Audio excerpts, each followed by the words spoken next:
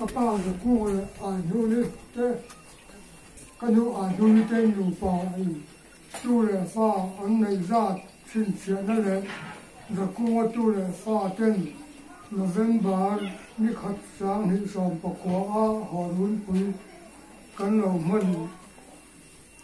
kan lo này to cái đường ngân bốc mình phun chu lom takin cả không ấy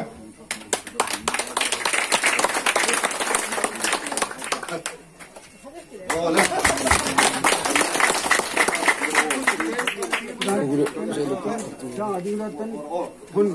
quý mấy lâu sẽ cái đó là con chỉ gái đó gì anh hồi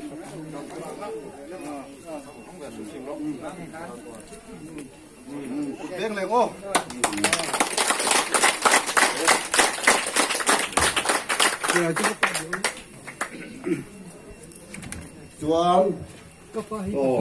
chuông có chỗ lắm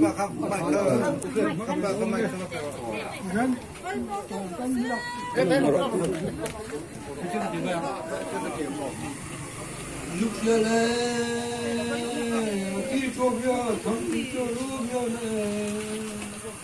chết rồi muốn nói thằng nào cho tin lên đây